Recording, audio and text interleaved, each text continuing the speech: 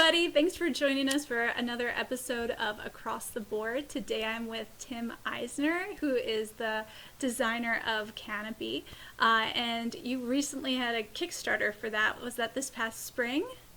It was last summer or like June Oh, last last year in summer. 2020. Okay. So Got it. Okay. I'm so glad to talk to you because I have seen pictures of Canopy. I have a copy that I've been playing, and I'm very excited about how you decided to produce the game. But before we get into that, I just wanted to describe it. It is a tableau style card game that is themed around the ecosystem or the life system of a rainforest. So I just wanted to know, like, where did the inspiration for Canopy come from? so it's interesting. I originally had designed it as a a rainforest, but a temperate rainforest. I live in Oregon and in the Pacific Northwest, and grew up in Washington, and so went to the rainforest. So originally it had like conifers and Douglas firs and stuff like Ooh. that, and like banana slugs.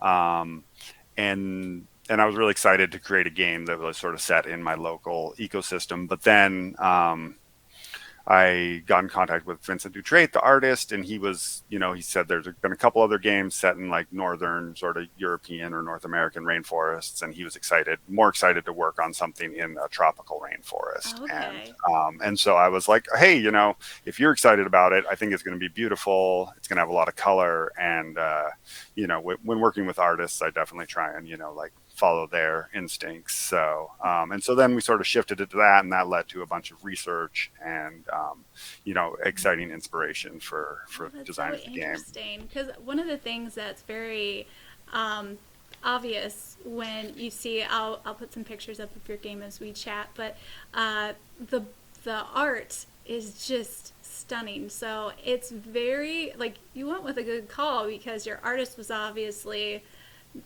passionate about Yep. that vision, and it really sings when you see all the creatures. And I think it's one of my favorite like covered boxes. Like just the design of the art is just stunning.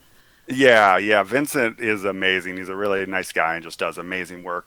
And I found like working with artists like in a variety of things, like as much as I can to just like follow their instincts, give them creative freedom and listen to what they're interested in. And this was a superb example of it working out great because he just really leaned into it and was really inspired and made some That's awesome so cool. illustrations. Can you talk to me a little bit about the production of the game? Because on Across the Board, I'm always asking questions about where are our games coming from? How are they being made? Are the materials being ethically sourced and all Yep. that good stuff? And um, the first thing that I took note or that caught my attention about Canopy was that it was not in shrink wrap. So that I'd like to talk to that, but what are some other things that you decided, some other choices that you made for a more eco-friendly game in the Yeah, production?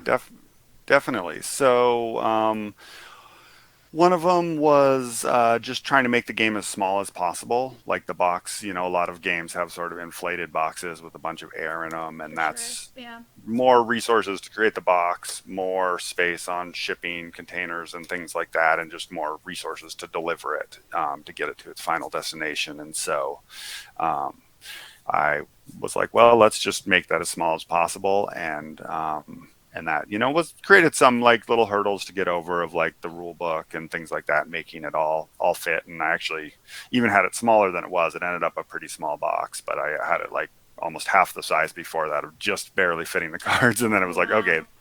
the manufacturer came back and was like, this stuff doesn't all fit because I'd added stuff through stretch goals and stuff like that. And I was like, okay, cool. Well, let's make it a little bit bigger. We don't need to try and like have it too small.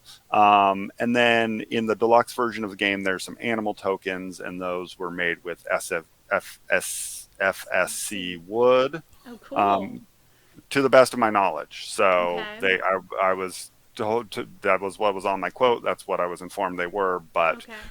I didn't finally get like the verification form or stuff like that. So in the future, that's something I'm going to be looking more in depth for, to get actual like, oh cool, this is the exact spot it's coming from. Here's the verification. I was told it was. I'm pretty sure it was, but I'm not 100% on that. And that's something, partly through watching your channel and some of your interviews and things like that, have been like, okay, I need to do a little more due diligence and really research this and make sure that these are, coming from where, that all these parts are like, because a lot of things get lost in communication and translation in Yeah. production. And a lot of things are like, oh, we're going to do this. But then it's, you're talking to a project manager, and then there's manufacturers, and then there's the suppliers. And so it's quite tricky to get it all organized. Definitely, it's hard to know unless like you're on the ground there, Yep. seeing what's going on, what's happening. But I think having that FFC is such a key part of having that third party to verify what's going into the game. So I really applaud your efforts there. Were you given a quote for, a standard wood material for your components, and then a separate quote for FFC, and what the difference was there? Or was it always quoted as a SC? I was given, well, I got quotes from a variety of manufacturers, just to sort of figure out what was possible and what different people could offer. And I think I did get quotes on both. It's been a bit, so I don't remember exactly what the difference was. Okay. I want to say it was probably something in the range of like, I have 10 little figures, kind of meeple sized or a little bit bigger, and they were maybe 25 cents different per production, which is That's not much, but that gets yeah. magnified. It does get magnified, so it's adds to the total end cost of the game. So Yeah. but with it's an important thing. And so I think it's, when creating a game, trying to do it in as eco-friendly manner as possible, trying to figure out, okay, what am I going to include in this game? What can I do that's, verifiably, sourced and is going to be worthwhile and have the maximum sort of impact or minimum impact on the on the ecosystem. Yeah, for sure. Okay, yeah, I was just curious because I didn't know how that works when you're looking into pricing. If it's shown like this is the normal pricing and this is like the special offerings. And one other thing about the FSC is that I was able to get that or my manufacturer said I was able to get that for the wood, but they weren't able to offer FSC for all of the components. So Gotcha. I wouldn't be able to put it on like the box of like FSC certified. Everything in this is sourced completely. Like, I think it was the cardstock and maybe a few other things were not possible. And so hopefully with more publishers looking into this and asking for this, it will eventually become possible to offer that. Because I think that would be great to be able to have on the box and really make it stand out. So I think that is so key. Got to keep people interested in this and keep people asking their publishers and favorite designers to ask for FSC so that the publishers and designers know it's a well worth investment, and hopefully push more manufacturers towards that. Yeah, I just wanted to ask, where did you have your game made? Who was your manufacturer? so my manufacturer was Panda Games Manufacturing in China, in Shenzhen, China. That's awesome. I'm really glad to hear that they could get FFC certified wood for your wooden components. That's very exciting. So yeah, I've been kind of following like what they're working towards. I'm just curious. I wanted to talk a little bit more about the manufacturer. When you were researching, what made Panda Manufacturing the right one for this game? So I'd worked with them on a previous project or two previous projects, some expansions for my game March the Ants, and had really good communication, was really happy with their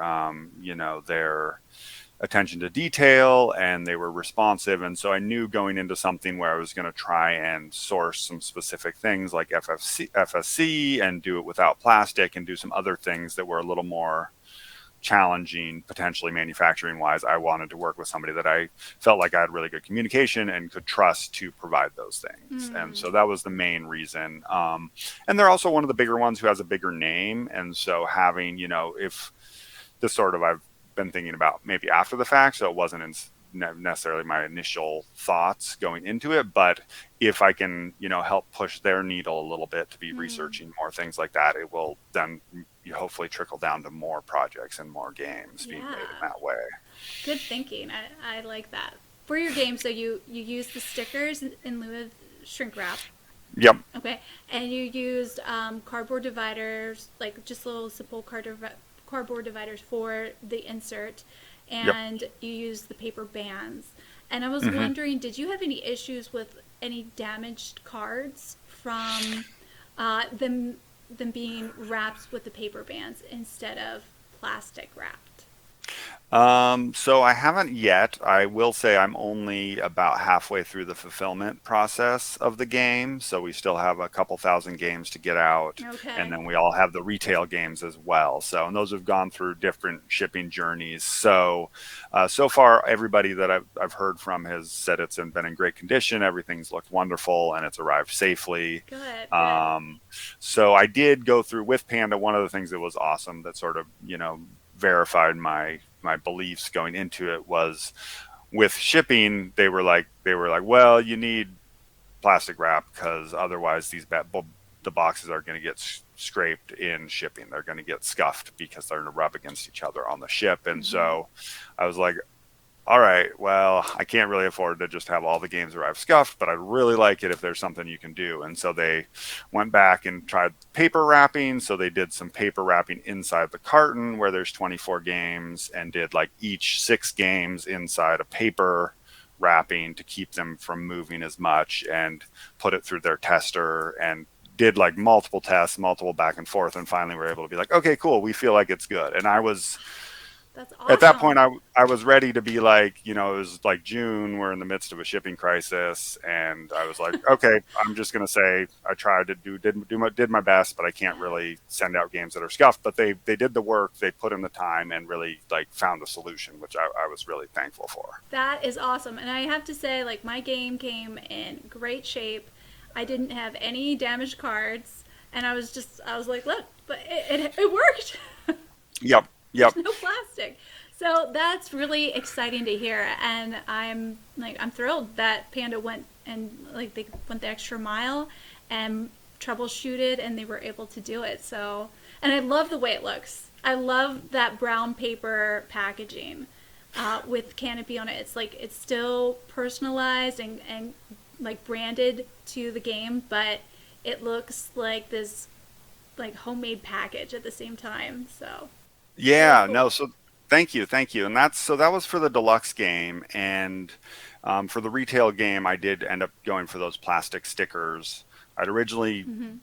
been told or thought I was going to be able to get paper stickers for those. That would be mostly paper, and so it would. But that ended up being the only solution outside of shrink wrap to keep the box closed was those. And I was like, I've heard various things that those are more intensive in production than shrink wrap or use, but Oh, really?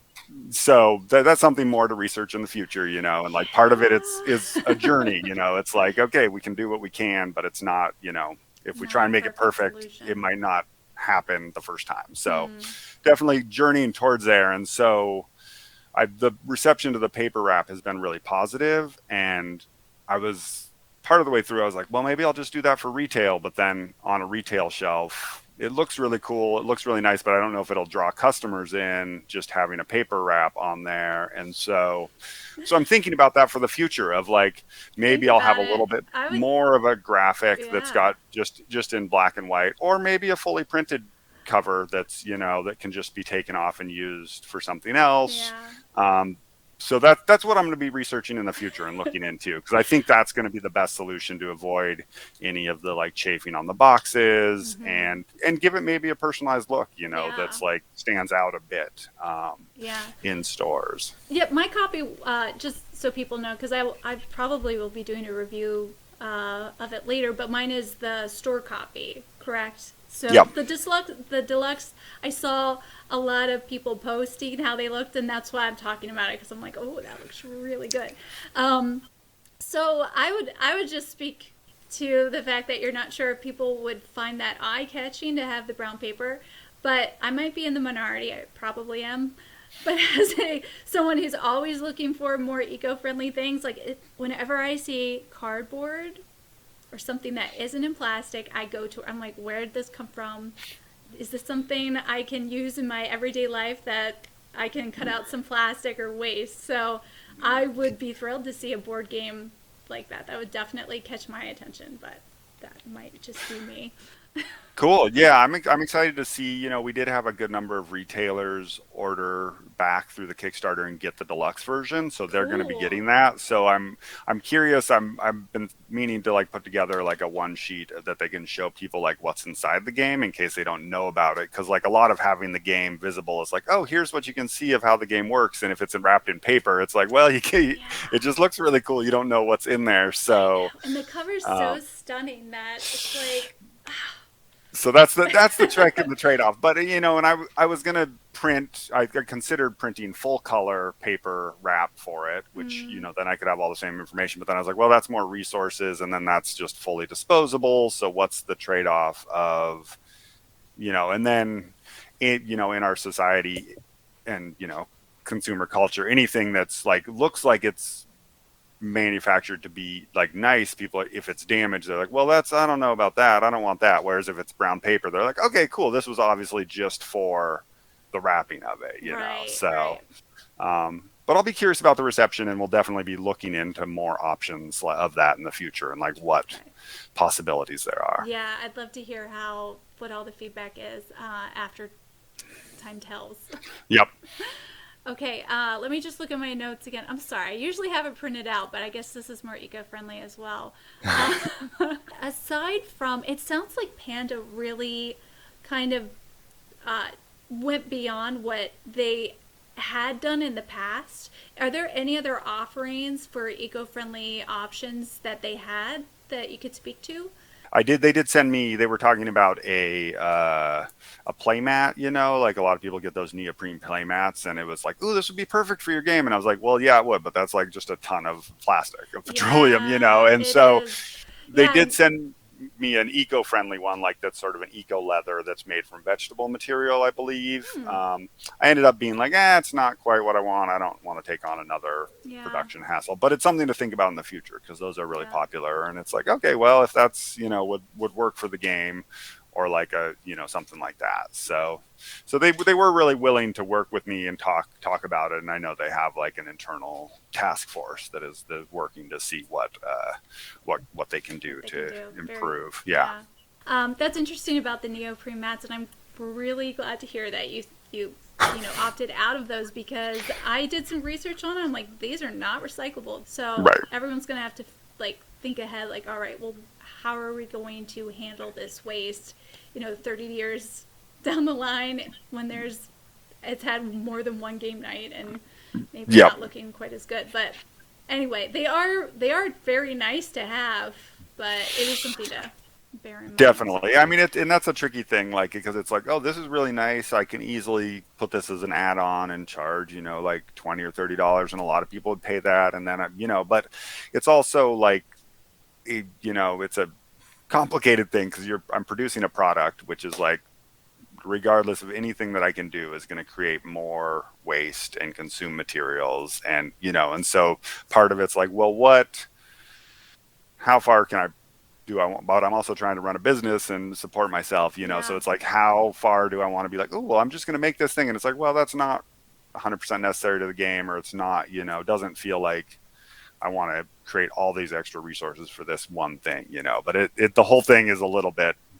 existential yeah. questions about the production. I totally get it. Like, it is a hard choice. Like, Kickstarters are all about those add-ons and getting, people to commit to your product. And so I totally get it, but ultimately as an eco-friendly gamer, like, you want to reduce. Like, you don't want to take away the value of the game, which I don't think having a neoprene mat, like not having that, took anything away. But it Yep. did reduce the amount of material, so well done.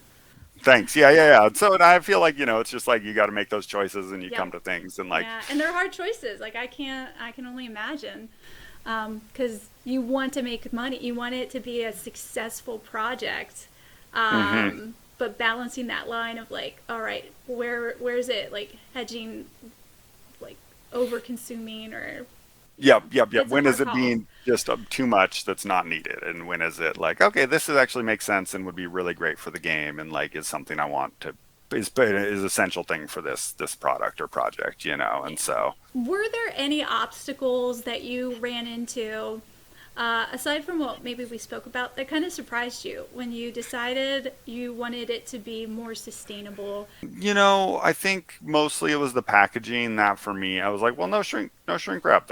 That's it makes sense. I don't really care about it. Does that, and then everybody's like, well, I don't know. You probably want that. The shipping people and the manufacturer, and they're like, and the retailers, are just like, well, you probably need that. That's, and so that Yeah. was the biggest thing that I was like, oh, maybe this is like a more intractable problem with our consumption habits than I had originally anticipated, and with shipping, because it's Yeah. like you don't want to get something super scuffed or damaged. But so I think that was the biggest thing.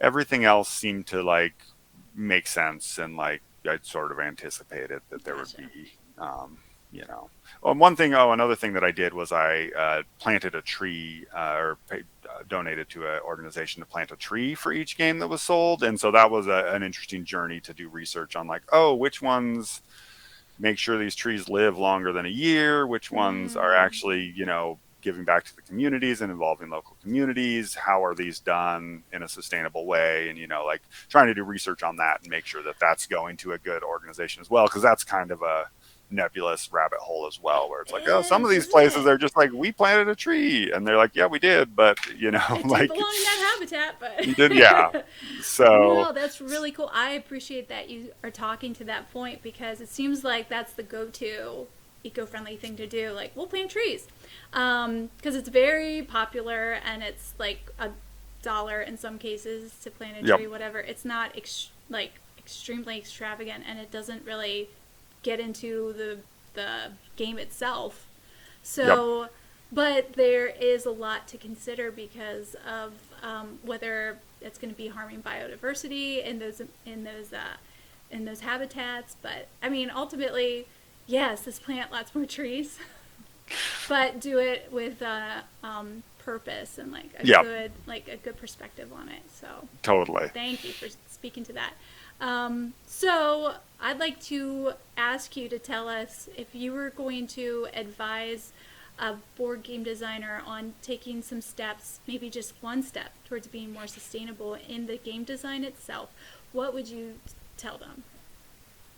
Well, so one thing I was thinking about is that, melding, I think one thing that really worked well for Canopy is the melding of the theme with the eco-friendly design. And just sort of that it made sense for people. They were like, ooh, build your own, grow a rainforest. This is really beautiful and lush. And then they're like, oh, this is produced in an eco-friendly manner. That really works well and really attracts me on both fronts and is really, so I think that helped, sort of get the message across and then made Mm. it pretty cohesive. Yeah, for Um, sure.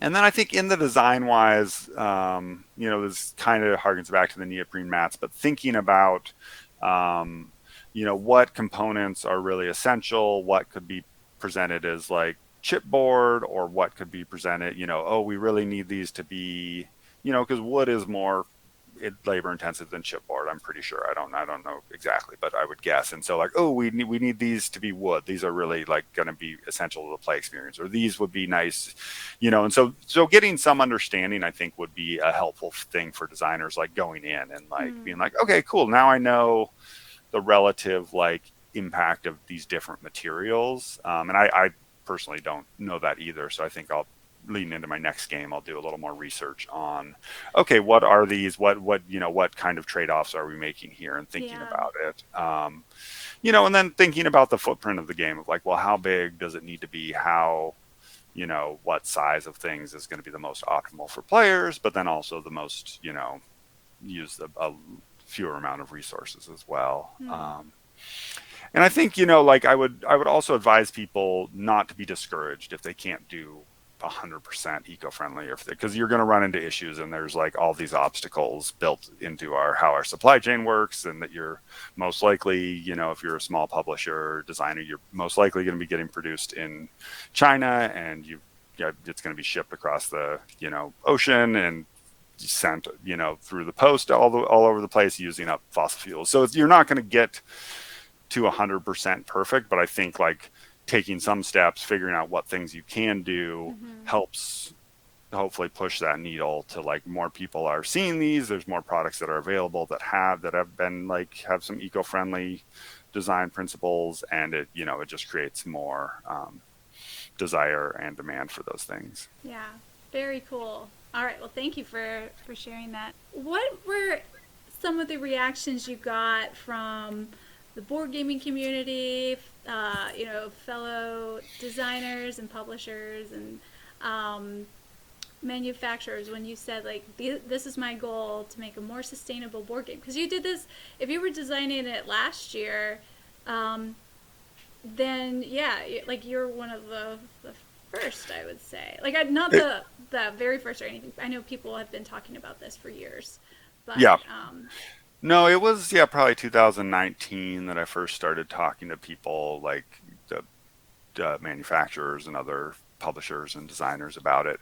Overall, it's been really, really positive. I think people have been very supportive. The, different manufacturers I talked to are like, oh yeah, we really want to do this. Okay, here's our limitations, but we're really excited to be trying to do this, cool. Yeah. included. I talked to, I don't, this is probably pushed back a long way by the current shipping crisis, but talking to some of the shipping agents and being like, hey, are there any more eco-friendly, like I've read some articles about different shipping container technology and trying to have more green, eco-friendly transportation, and that some of the big shipping companies are moving in that direction. And what I got was they're like, well, we haven't heard anything about that yet. That's probably still like 5 or 10 years off. But but they were like, oh yeah, we just talking to people were interested and seemed receptive to the idea. And other publishers seemed really supportive. They were like, well, that's great. That seems really cool, but maybe not, what we're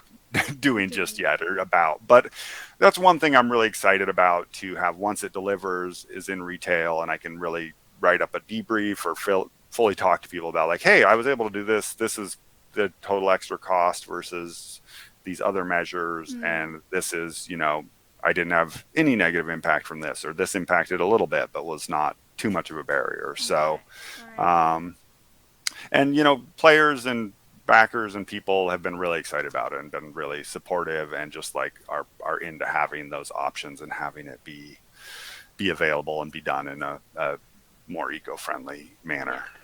That's awesome. Yeah, I think that's one of the most fun things about like seeing your game being shipped and like people receiving it in the last couple of weeks is just how excited people are. They're like, look, it's here, it's beautiful, and it's not covered in plastic. It's Totally. just like people are truly excited to see this change, this transformation, and how games are being shipped. So yeah. It's been really neat.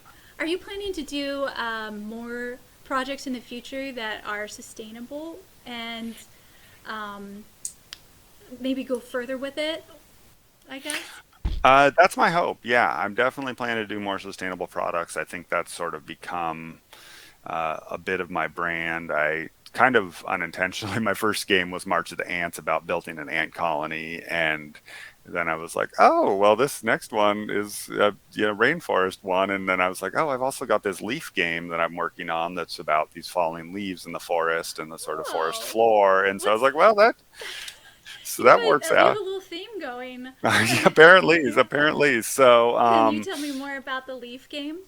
I can, a little bit. It's still a little bit in flux, but it's so the central thing is you have these tiles. It's a sort of a tile building game, and so you're building the center board, and the tiles are shaped like leaves, so they're cut out of different leaf shapes, and they connect together on the point. So you're connecting different like maple leaves with some like not sassafras, but all these other different leaves, and so it makes this cool like pattern with negative space in the middle.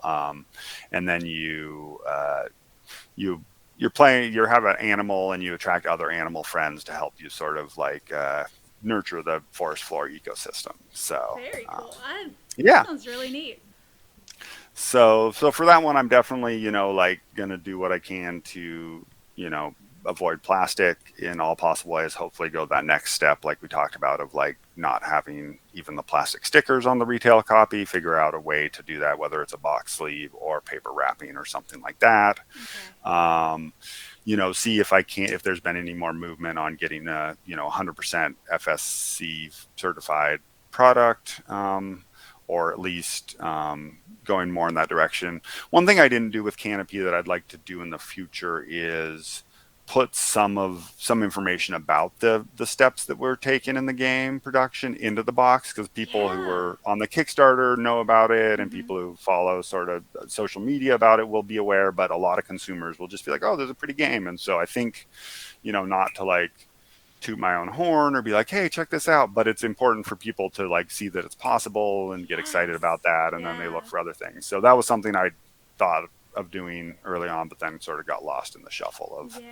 getting to production. So that's something I'd like to do. And then, I'm also really curious about the localized printing. There's been a few, I think just maybe that one major game, which I'm blanking on its name now, that's Earthborn Earthborn. Yep. Rangers. Yeah. So Yeah. they apparently are going to be printing in the US and US. somewhere in EU or UK. And so I'm really curious to see how that works Me too. and would love to do that. It's kind of a question of scale, but it's also, if it's possible, like I'm definitely really, I think that reduces a ton of the waste and resources used.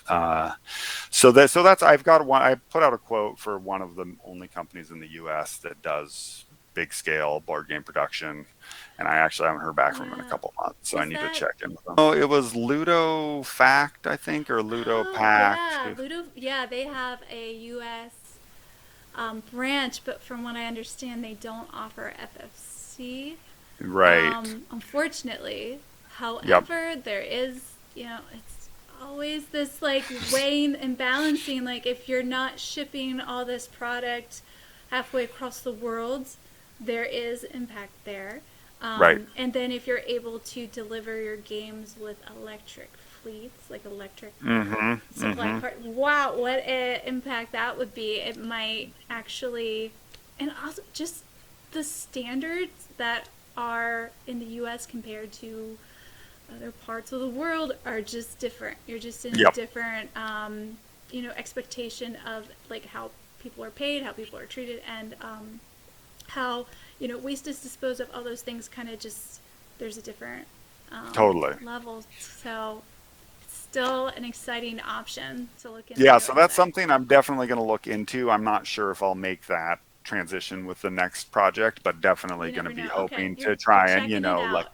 checking it out and researching, 'cause kind of like what's possible, what's actually feasible for this production, what's, what it might, and like you said, like those different trade-offs of like, well, if I could produce it in China and get fully FSC or have these other, you know upsize pros on Mm-hmm. that side, then what's the Yeah. difference? And also with Ludofact, they, when I talked to them in June, they're like, oh yeah, we'll get you a quote, and but we're probably middle of 2022, and then I haven't heard back from them in like 3 months. So I'm like, Oh, okay, they might be they're booked for a busy. while, which is great. Like Yeah. hopefully if they're booked, they're going to look at expanding Yeah.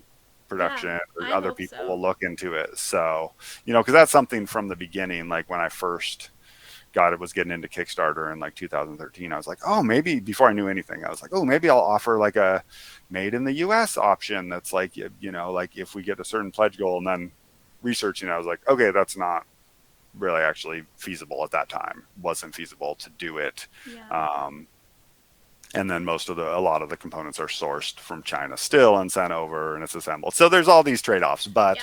but For I'm sure. excited that we might, be moving in that direction, and I'd like to help be part of that if I can. Yeah, that is really cool.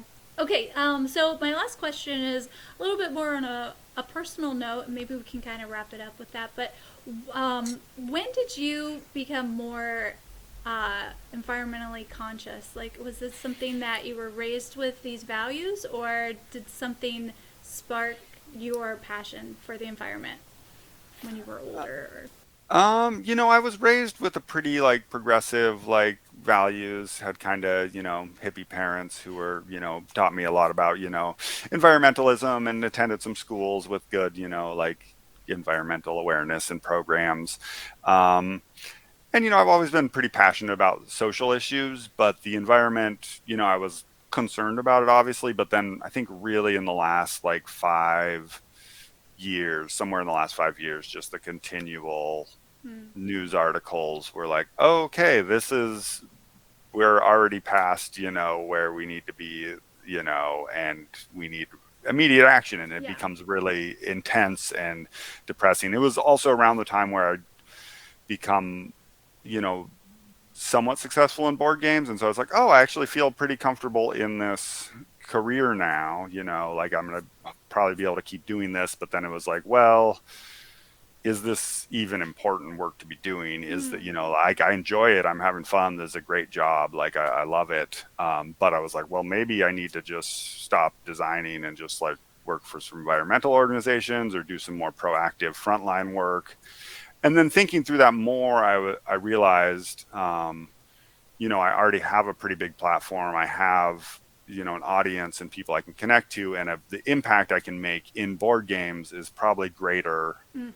at least in the short term, than what I could do if I was to be like, oh, I'm just going to go start working at, Greenpeace, or go start working at a different, and like sort of work my way up, or like try and help out. So I was like, well, how can I use this and meld like my passion for board games Hmm. and my design skills and publishing to use that as an avenue to try and create some change and push things forward a little Yeah. bit. I So I love hearing your story because I feel like I've been kind of the same way where it's the last like since I've had kids, my concern has just been even more personal and yeah. more desperate almost to see hope and to see change.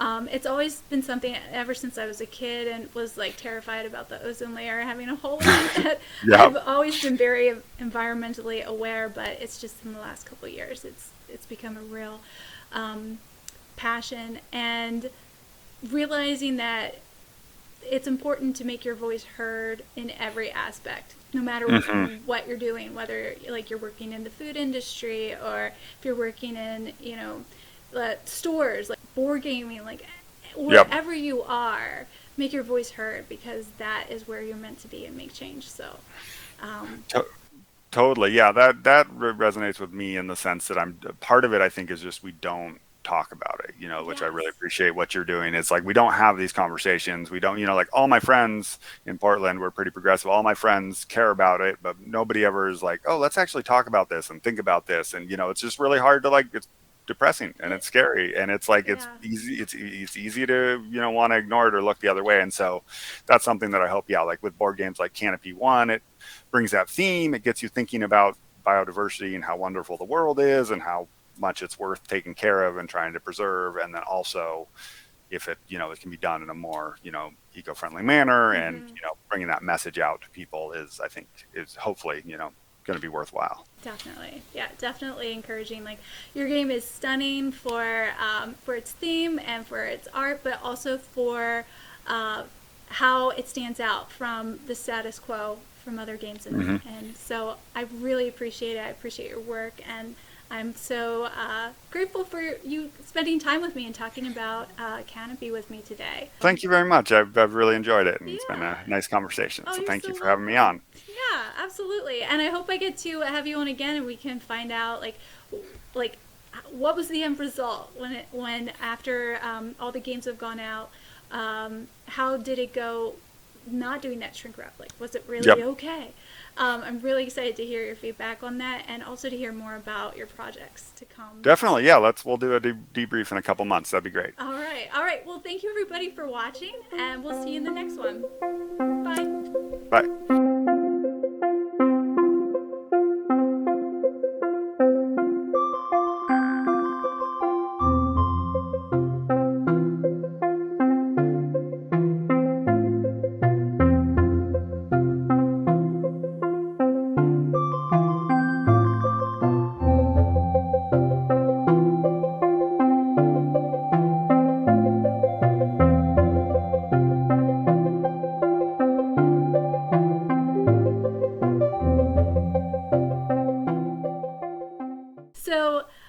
So that just was fulfilled. And sorry, there's like a fly attacking me. I'll try to ignore it. Great.